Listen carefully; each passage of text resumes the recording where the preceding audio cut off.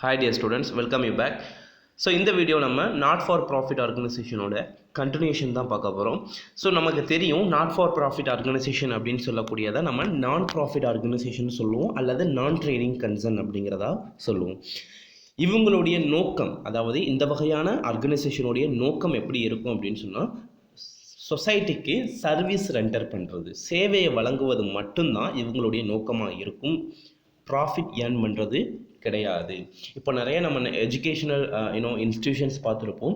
இவங்க எல்லாமே வந்து ஒரு சேவையை நோக்கமாக கொண்டு தான் என்ன பண்ணுறாங்க, ரன் பண்ணுறாங்க. தென் நிறைய வந்து என்ன சொல்கிறது, சேரிட்டபிள் இன்ஸ்டிடியூஷன்ஸாக இருக்கட்டும், ஹாஸ்பிட்டல்ஸாக இருக்கட்டும், இவங்களுடைய பிரதான நோக்கமே சேவை செய்வது தான். அதனால தான் இவங்கள சேவை தொழில்களில் கீழே கொண்டு வரோம். ஓகேவா? பிகாஸ் வந்து இவங்களுடைய நோக்கம் அப்படின்னு சொல்லக்கூடியது லாபம் ஈட்டுவது கிடையாது. ப்ராக்டிக்கல் லைஃப்பில் எப்படி இருக்கோ அதை பற்றி பேசலை. பட் ஆனால் இவங்களுடைய மெயின் நோக்கம் அப்படின்னு சொல்லக்கூடியது லாபம் ஈட்டுவது கிடையாது, சேவையை வழங்குவது மட்டும்தான். ஓகேவா?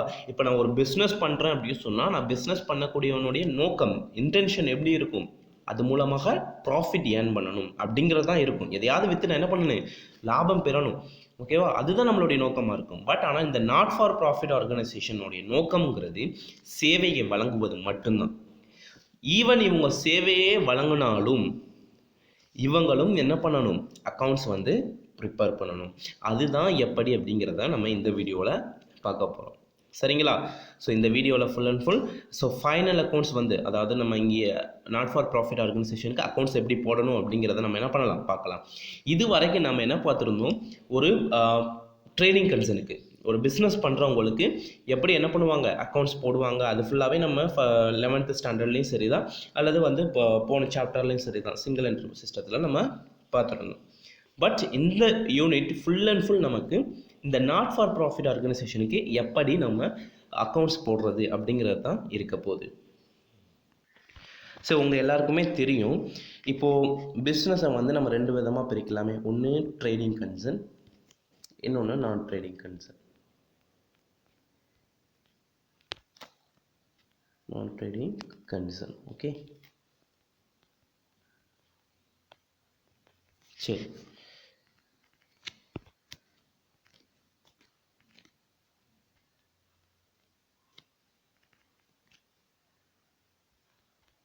சரி, இப்போது ட்ரேடிங் கன்சர்ன் அப்படின்னு சொல்லக்கூடியது நமக்கு தெரியும். பிஸ்னஸ் பண்ணுறவங்க இவங்க எப்படி வந்து அக்கௌண்ட்ஸ் ப்ரிப்பேர் பண்ணுவாங்க, எப்படி வந்து ஃபைனல் அக்கௌண்ட் ப்ரிப்பேர் பண்ணுவாங்க. ஃபர்ஸ்ட் என்ன பண்ணுவாங்க, ட்ரேடிங் அக்கௌண்ட் போடுவாங்களா, நம்ம போட்டோமா, ட்ரேடிங் அக்கௌண்ட் போட்டோம். Then P&L, profit and loss account போட்டோம். தென் ஃபைனலாக பேலன்ஸ் ஷீட். ஸோ எதுக்கு நம்ம இதெல்லாம் போட்டோம், ஏன்னா இவங்க பிஸ்னஸை ப்ராஃபிட்டை இன்டென்ஷனாக வச்சு பிஸ்னஸ் பண்ணிகிட்ருக்காங்க. ஸோ அவங்களுடைய ப்ராஃபிட் என்ன அப்படிங்கிறத அவங்க ஃபைண்ட் அவுட் பண்ணணும் அப்படின்னு சொன்னால், they have to prepare the trading and profit and loss account and balance sheet. So அதனால நம்ம என்ன பண்ணுறோம், இந்த ஃபைனல் அக்கௌண்ட்ஸ் வந்து நம்ம கண்டுபிடிச்சி போட்டோம். ஓகேங்களா? பட் நான் ட்ரேடிங் கன்சர்ன், அதாவது நம்மள மாதிரி இந்த மாதிரி நாட் ஃபார் ப்ராஃபிட் ஆர்கனைசேஷனுக்கு எந்த மாதிரி அக்கௌண்ட்ஸ் போடுவாங்க, ஃபைனல் அக்கௌண்ட் போடுவாங்கன்னா, receipts and payment account, income and expenditure account, and finally balance sheet. ஓகேங்களா? ரைட். ஸோ அப்போ நம்ம இந்த இதெல்லாம் ஃபாலோ பண்ண மாட்டோமா சார் அப்படின்னு கேட்டால், அதாவது ட்ரேடிங் அக்கௌண்ட்டோ ப்ராஃபிட் அண்ட் லாஸ் அக்கௌண்ட்டோ பேலன்ஸ் ஷீட்டோ இங்கே ஃபாலோ பண்ண மாட்டேன்னு கேட்டால், இங்கே ஃபாலோ பண்ண மாட்டோம். நான் ட்ரேடிங் கன்சர்னை பொறுத்த வரைக்கும் இது ஃபாலோ பண்ணுறது கிடையாது. நம்ம ஃபாலோ பண்ணக்கூடியது, அதை ப்ரிப்பேர் பண்ணக்கூடிய ஃபைனல் அக்கௌண்ட்ஸ் அப்படிங்கிறது receipts and payment account, income and expenditure account and balance sheet. So இதைத்தான் நம்ம என்ன பண்ண போகிறோம், இங்கே ப்ரிப்பேர் பண்ண போகிறோம். ஸோ இது வந்து நமக்கு ஒரு நியூ ஒன்னாக இருக்க போகுது. ஸோ அதனால் நம்ம என்ன பண்ணிக்கிறோம், கொஞ்சம் உங்களுடைய அட்டென்ஷன் கொடுங்க, உங்களுடைய எஃபர்ட்டை கொஞ்சம் கொடுங்க. பிகாஸ் நம்ம நியூவாக ஒன்று கற்றுக்க போகிறோம். எப்படிலாம் இப்போ இந்த நான் ட்ரேடிங் கன்சர்னில் அக்கௌண்ட்ஸ் ப்ரிப்பேர் பண்ணுறாங்க அப்படிங்கிறத தான் பார்க்க போகிறோம். ஓகேவா? ஸோ எல்லாமே மோரார்லெஸ் நமக்கு ப்ராக்டிக்கலாகவே இருக்க போது. அதனால நீங்கள் நல்லா தெரிஞ்சுக்கலாம். உங்களுடைய ஃபுல் ஃப்ளெட்ஜ்டு வந்து ஒரு உங்களுடைய கோஆப்ரேஷன் அண்ட் சப்போர்ட்டை கொடுத்தீங்கன்னா மட்டும்தான் எல்லாமே நம்ம என்ன பண்ண முடியும், சக்ஸஸ்ஃபுல்லாக அக்கம்ப்ளிஷ் பண்ண முடியும். ஓகேங்களா? சரி, இப்போ நம்ம இந்த ரிசிப்ட்ஸ் அண்ட் பேமெண்ட் அக்கௌண்ட்டா என்ன, இன்கம் அண்ட் எக்ஸ்பெண்டிச்சர் அக்கௌண்ட்டா என்ன, பேலன்ஸ் ஷீட்னா என்ன அப்படிங்கிறத ஒன் பை ஒன்னாக வித் ப்ராக்டிக்கல் எக்ஸாம்பிள்ஸோடு நம்ம என்ன பண்ணலாம், பார்க்கலாம். இந்த ரிசிப்ட்ஸ் அண்ட் பேமெண்ட் அக்கௌண்ட், இந்த ரிசிப்ட்ஸ் அண்ட் பேமெண்ட் அக்கௌண்ட் அப்படின்னு சொல்லக்கூடியது ரொம்ப சிம்பிள் தான். இது வந்து கேஷ் அண்ட் பேங்க் ட்ரான்சாக்ஷனுடைய ஒரு சம்மரி தான். இது என்னது, ஒரு வருஷம் ஃபுல்லாகவே நான் கேஷ் எவ்வளோ வாங்கியிருக்கேன், எவ்வளோ கேஷ் கொடுத்துருக்கேன், பேங்க்கில் எவ்வளோ காசு போயிருக்கு, பேங்க்கில் இருந்து எவ்வளோ வந்து ட்ரான்சாக்ஷன் பண்ணியிருக்கேன், இதை மட்டுமே நம்ம ரெக்கார்ட் பண்ணக்கூடியது தான் இந்த ரிசிப்ட்ஸ் அண்ட் பேமெண்ட் அக்கௌண்ட். இதை தவிர வேறு எதுவுமே கிடையாது. நான் கேஷ் ஐட்டம்ஸ் வந்து நம்ம கொடுத்துருந்தாலுமே அதை என்ன பண்ணக்கூடாது, எடுத்துக்கக்கூடாது. ஸோ நீங்கள் நல்லா ஞாபகம் வச்சுக்கிறீங்க, இந்த ரிசிப்ட்ஸ் அண்ட் பேமெண்ட் அக்கௌண்ட் அப்படிங்கிறது it's resembles like a cash book மாதிரி தான். ஓகேவா, ஒரு கேஷ் புக் மாதிரி, ஒரு கேஷ் புக். ஆக்சுவலாக இது கேஷ் புக் கிடையாது, பட் இது ஒரு கேஷ் புக் மாதிரி. கேஷ் புக்கில் என்ன பண்ணுவோம், நம்ம all the cash transactions and bank transactions ஃபுல்லாகவே என்ன பண்ணுவோம், என்டர் பண்ணுவோமா. அதே மாதிரி தான் இந்த ரிசிப்ட்ஸ் அண்ட் பேமெண்ட் அக்கௌண்ட்டில் கேஷ் சம்மந்தப்பட்டது ஃபுல்லாகவே நம்ம ரெக்கார்ட் பண்ண போகிறோம். நம்ம யாருக்காவது கொடுத்துருந்தோம்னு சொன்னால் அது பேமெண்ட், அப்போ பேமெண்ட் சைட். யார்ட்டையாவது நம்ம ரிசீவ் பண்ணியிருக்கோம்னு சொன்னால் அது ரிசிப்ட் சைட். அவ்வளோதான், வேறு எதுவுமே கிடையாது. ஸோ அழகாக நீங்கள் ரிசிப்டை ஃபுல்லாக ரிசிப்ட் சைடையும் பேமெண்ட்டை ஃபுல்லாக பேமெண்ட் சைட்லையும் போட்டுட்டு பேலன்ஸ் நம்மக்கிட்ட எவ்வளோ இருக்குது. இப்போ உதாரணத்துக்கு என் கையில் வந்து ஒரு 10,000 ரூபாய் இருக்குது. இந்த 10,000 ரூபாயில் நான் ஒருத்தவங்களுக்கு 1000 ரூபாய் கொடுக்குறேன். மீதி எவ்வளோ இருக்குன்ட்ட 9,000 ரூபாய். இன்னொருத்தவங்க எனக்கு 5,000 ரூபாய் கொடுக்குறாங்க. அப்போ 9,000 ரூபாய் ப்ளஸ் 5,000 14,000. அப்போ பேலன்ஸ் என் கையில் எவ்வளோ இருக்குது, 14,000. இதை தான் நம்ம என்ன பண்ண போகிறோம், ரிசிப்ட்ஸ் அண்ட் பேமெண்ட் அக்கௌண்ட்டில் போட்டு கண்டுபிடிக்க போகிறோம். ஓகேங்களா, இது வந்து ஒரு ரியல் அக்கௌண்ட் நேச்சர். 1 மார்க்கில் கேட்கல. So receipts and payment account என்ன நேச்சர் ஆஃப் அக்கௌண்ட் அப்படின்னு சொல்லக்கூடியது இது ரியல் அக்கௌண்ட். ரியல் அக்கௌண்ட்டோடைய ரூல் என்ன, debit what comes in, credit what goes out. உள்ளே வர்றதை நம்ம என்ன பண்ணணும், டெபிட் பண்ணணும். வெளியே போகிறத கிரெடிட் பண்ணணும். ஸோ ஏதாவது கேஷ் வந்து அல்லது பேங்க்குள்ள அமௌண்ட் உள்ளே வருது அப்படின்னு சொன்னால் ரூல் படி நம்ம என்ன பண்ணுவோம், டெபிட் பண்ணுவோம். கேஷோ இல்லை பேங்க் பேலன்ஸ் குறையுது அப்படின்னு சொன்னால் நம்ம என்ன பண்ணுறோம், கிரெடிட் பண்ணுறோம். அவ்வளோதான். ஓகேவா. ஸோ இது ரொம்ப கஷ்டம்லாம் கிடையாது, ரொம்பவே ஈஸியான ஒன்று. ஸோ பார்க்கலாம், இதுதான் அதனுடைய பெர்ஃபார்மா. ஓகேவா. ஸோ இங்கே பாருங்கள், நமக்கு இவ்வளோ இது கொடுத்துருக்காங்க. பட் ஆனால் நம்ம 1 by 1 ஒர்க் அவுட் பண்ணும்போது நமக்கு எல்லாமே தெரிஞ்சிடும். ஓகேவா. ஒரு கிளான்ஸ் நீங்கள் பார்த்துக்கிறீங்க. இங்கே ஃபஸ்ட்டு எதில் ஸ்டார்ட் ஆகுதுன்னு பாரு. நீங்கள் முதல்ல எப்போவுமே எழுதும்போது அது என்ன அப்படிங்கிறத தலைப்பு எழுதுங்க அப்படின்னு சொல்லிட்டு நான் உங்களுக்கு 11th ஸ்டாண்டர்ட்லேருந்து சொல்கிறேன். ரிசிப்ட்ஸ் அண்டு பேமெண்ட் அக்கௌண்ட் போடுறோமா, அப்போ அதை எழுதணும். ஸோ ரிசிப்ட்ஸ் அண்ட் பேமெண்ட் அக்கௌண்ட்டில் ஃபார் த இயர் எண்டிங் யாருடைய எதுவும் போட்டு ஆஃப் இப்போ ஸோ அண்ட் ஸோ லைக் இப்போ ராஜ் அப்படின்னு சொன்னால் receipts and payment account of ஏதோ ஒரு சொசைட்டிஸ், இப்போ ஏதோ ஒரு கல்ச்சுரல் சொசைட்டிஸ் அப்படின்னு சொல்கிறப்போ அந்த cultural society for the year ending. So அந்த பர்டிகுலர் இயர் அதை நம்ம என்ன பண்ணி ஆகணும், மென்ஷன் பண்ணி ஆகணும். ஸோ டெபிட் அப்படிங்கிறது ரிசிப்ட் சைட், கிரெடிட் அப்படிங்கிறது payment side. Because debit what comes in, உள்ளே வர்றது என்னது, அமௌண்ட் உள்ளே வர்றது, அப்போ நம்ம ரிசிப்ட் போட்டு கொடுக்குறோம்னு வச்சுக்கிறேங்க. அப்போ அது என்னது, ரிசிப்ட். கிரெடிட் வந்து பேமெண்ட்டு. ஓகேவா. சரி, இங்கே ஸ்டார்ட் பண்ணும்போது to balance B D, to balance brought down. ஓகேங்களா, to balance brought down. So எவ்வளோ என்கிட்ட கேஷ் இருக்குது, பேலன்ஸ் ப்ராட் டவுன்னா என்னது, ஓப்பனிங் தானே. ஸோ ஓப்பனிங்கில் என்கிட்ட எவ்வளோ வந்து கேஷ் இருக்குது, எவ்வளோ என்னுடைய பேங்க் அக்கௌண்ட்டில் இருக்குது அப்படிங்கிறத நம்ம என்ன பண்ணுறோம், ரிசிப்ட் சைடு வந்து கொடுக்கணும்.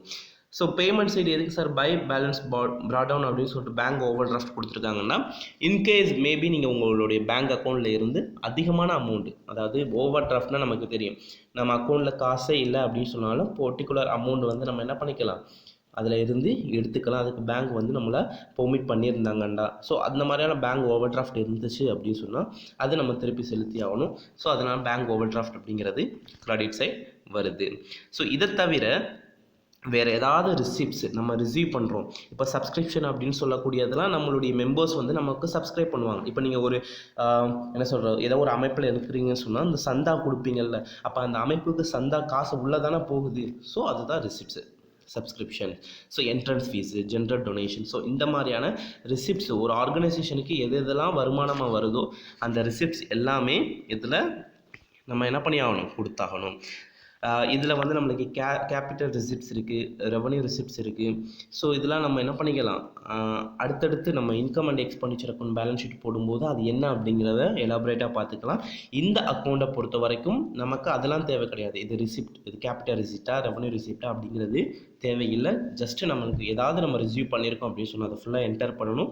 ஏதாவது பேமெண்ட் பண்ணியிருக்குன்னு சொன்னால் அந்த பேமெண்ட்டை வந்து பேமெண்ட் சைடு நம்ம என்ன பண்ணி ஆகணும், போட்டுருவோம். தென் ஃபைனலாக நமக்கு கிடைக்கக்கூடிய ஆன்சர் வந்து closing balance, balance C D. Carry down cash in hand cash at bank. இந்த க்ளோசிங் பேலன்ஸை அடுத்த ஆண்டு கொண்டு போகும்போது ஓப்பனிங் பேலன்ஸாக கொண்டு போவோம். ஓகேவா? ஸோ இதைத்தான் நம்ம கண்டுபிடிக்க போகிறோம். எவ்வளோ நம்மளுடைய கேஷ் இன் ஹேண்டாக இருக்குது, எவ்வளோ நம்மளுடைய பேங்க் அக்கௌண்ட்டில் க்ளோசிங் பேலன்ஸாக இருக்குது அப்படிங்கிறத கண்டுபிடிக்க போகிறோம். ரைட்? சரி, இதுக்கு ஒரு இல்லஸ்ட்ரேஷன் ப்ராப்ளம் வச்சு பார்ப்போம். ஃபஸ்ட்டு பாருங்கள், illustration 1. From the following particulars of Tamil Educational Society, prepare a receipt and payment account for the year ended 31st March 2019. So இது யாருடைய டீட்டெயில்ஸ் கொடுத்துருக்காங்க? Tamil educational society. Tamil educational சொசைட்டியினுடைய இன்ஃபர்மேஷன் கொடுத்துருக்காங்க. அவங்களுக்கு receipts and payment account 31st March 2019 உள்ள என்ன பண்ணாமா? Prepare பண்ணாமா? ஓகேவா? இதுதான் கொஸ்டின். என்னென்ன கொடுத்துருக்காங்கன்னு பாருங்கள். Opening cash us on 1/4/2018. Because year ended அப்படிங்கிற 31st March 2019 கொடுத்துருக்காங்கன்னா ஓப்பனிங் என்னவா இருந்திருக்கும்? 1/4/2018. ஓகேவா? ஸோ 1/4/2018 அப்போ இருக்கக்கூடிய க்ளோசிங் ஓப்பனிங் கேஷ் பேலன்ஸ் எவ்வளோ இருக்குது? 18,000 இருக்குது. ஸோ ஓப்பனிங் எந்த சைடு வரும்? ரிசிட் அக்கௌண்ட் டெபிட் சைடில் வரும். ஓகேவா? Debit side. Then next rent paid, நம்ம பேமெண்ட் பண்ணியிருக்கோம். அப்போ எந்த சைடு வரும்? பேமெண்ட் சைடு வரும். ஸ்காலர்ஷிப் கிவன், என்ன பண்ணியிருக்கோம்? நம்ம ஸ்காலர்ஷிப் கொடுத்துருக்கோம். நம்ம ஸ்காலர்ஷிப்பை ஒன்றும் பெறலை. இந்த சொசைட்டியில் இருந்து என்ன பண்ணுறாங்க? யாராவது ஸ்டூடெண்ட்ஸ்க்கு ஏன்னா தமிழ் எஜுகேஷ்னல் சொசைட்டியில் தமிழை இன்டியூஸ் பண்ணுறதுக்காக, தமிழை மேம்படுத்துறதுக்காக உருவாக்கப்பட்ட இந்த சொசைட்டி. இவங்க என்ன பண்ணுறாங்க? தமிழில் படிக்கக்கூடிய ஸ்டூடெண்ட்ஸ்க்கு ஸ்காலர்ஷிப் கொடுக்குறாங்க. அப்போ அது பேமெண்ட் தானே. காசு வெளியே போகுதா? உள்ளே வருதா? காசு வெளியே போகுது. அப்போ ஸ்காலர்ஷிப் கிவன் அப்படிங்கிறது கிரெடிட் சைடு, பேமெண்ட் சைடில் வரும். தென் என்ட்ரன்ஸ் ஃபீஸ் ரிசீவ்டு, நம்ம என்ட்ரன்ஸ் ஃபீஸ் என்ன பண்ணுறோம்? ரிசீவ் பண்ணுறோம், கேஷாக வாங்குகிறோம். அப்போ என்ட்ரன்ஸ் ஃபீஸ் ரிசீவ்டு என்னது? நமக்கு ரிசிப்ட் சைடு, டெபிட் சைடு வரும். தென் பில்டிங் பர்ச்சேஸ்டு, நம்ம பில்டிங் பர்ச்சேஸ் பண்ணுறோம். பில்டிங் பர்ச்சேஸ் பண்ணுறோம் அப்படின்னு சொன்னால் நமக்கு கேஷ் வெளியே போதா உள்ளே வருதா? வெளியே போகுது. அப்போ அதைத்தான் நம்ம பார்க்கணும். ஏன்னா நம்ம ரிசிட்ஸ் அண்ட் பேமெண்ட் அக்கௌண்ட் அப்படிங்கிறது just cash and bank transaction மட்டும்தான். கேஷ் பேங்க் உள்ளே வந்துச்சு அப்படின்னு சொன்னால் டெபிட்டு, வெளியே போகுதுன்னு சொன்னால் கிரெடிட், அவ்வளோதான். ஸோ இங்கே நம்ம பில்டிங் வாங்குகிற கேஷ் எனக்கு உள்ளே வருதா வெளியே போதா? வெளியே போகுது. அப்போ payment. Staff salary, staff work பண்ணுறாங்களா, அவங்களுக்கு சேலரி கொடுக்குறேன். அப்போ அது என்ன ஆகுது? கேஷ் வெளியே போகுது. ஸோ அதனால் நம்ம என்ன பண்ணுறோம்? கிரெடிட் சைடு, பேமெண்ட் சைடு போடுறோம். தென் சப்ஸ்கிரிப்ஷன் ரிசீவ்டு, அந்த சொசைட்டியில் மெம்பர்ஸாக இருப்பாங்கள்ல, அவங்க கொடுக்கக்கூடிய அந்த சந்தா, அதைத்தான் நம்ம என்ன சொல்கிறோம்? சப்ஸ்கிரிப்ஷன் சொல்கிறோம். இந்த சப்ஸ்கிரிப்ஷன் நம்ம என்ன பண்ணுறோம்? ரிசீவ் பண்ணுறோம். ஸோ ரிசீவ் பண்ணோம் அப்படின்னு சொன்னால் நமக்கு உள்ள கேஷு வரும். So debit side. ஓகேவா? ஸோ அவ்வளோதான் கொடுத்துருக்காங்க. தென் நம்ம என்ன பண்ணுறோம்? டெபிட் அண்ட் கிரெடிட் ரெண்டு சைடும் நம்ம டோட்டல் பண்ணுறோம். ஸோ டெபிட் சைடு பார்த்தோம் அப்படின்னு சொன்னோம்னா 18,500, 2,65,000, டோட்டலி 3,01,500 வருது. கிரெடிட் சைடு பார்த்தோம்னு சொன்னோம் 6,000, 15,200 அண்ட் 2,10,000 அண்ட் 55,000. ஸோ இதெல்லாம் ஆட் பண்ணோம் அப்படின்னு சொன்னோம்னா நமக்கு 15,300 ஷார்ட்டேஜாக வருது. இந்த 15,300 தான் நமக்கு கேஷ் இன் ஹேண்ட். நல்லா பாருங்கள், இந்த சொசைட்டியில் 1/4/2018 அப்போ ஓப்பனிங் கையில் அவங்களுக்கு 18,000 ரூபாய் இருந்துச்சு. அந்த 18,000 ரூபாயில் 6,000 ரூபாய் ரெண்ட்டு பே பண்ணிட்டான், ஸ்காலர்ஷிப் 15,200 ரூபாய் கொடுத்துட்டான், பில்டிங் 2,10,000 பர்ச்சேஸ் பண்ணிட்டான், ஸ்டாஃப் சேலரி 55,000 ரூபாய் பே பண்ணியிருக்கான். தென் இதை தவிர சப்ஸ்கிரிப்ஷனாக 2,60,000 ரிசீவ் பண்ணியிருக்கான். என்ட்ரன்ஸ் ஃபீஸ் 18,500 ரூபா.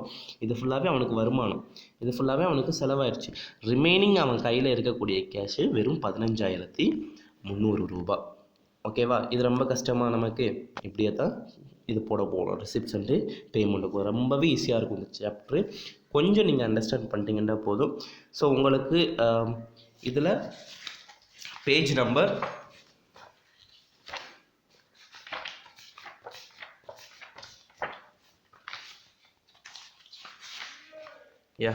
பேஜ் நம்பர் 71 இருக்கக்கூடிய எக்ஸசைஸ் சம் 1 அப்படிங்கிறது உங்களுக்கான ஹோம்ஒர்க். ஸோ இதை செஞ்சு என்ன பண்ணுங்கள், இன்றைக்கெல்லாம் அனுப்புங்க. தேங்க்யூ ஸோ மச் ஃபார் வாட்சிங். ஏதாவது டவுட்ஸ் இருந்துச்சு அப்படின்னு சொன்னால் கமெண்டில் லீவ் பண்ணுங்கள், அல்லது வாட்ஸ்அப் குரூப்பில் கேளுங்க, உங்களுக்கான எக்ஸ்ப்ளனேஷன் கொடுக்குறேன். Okay, thank you.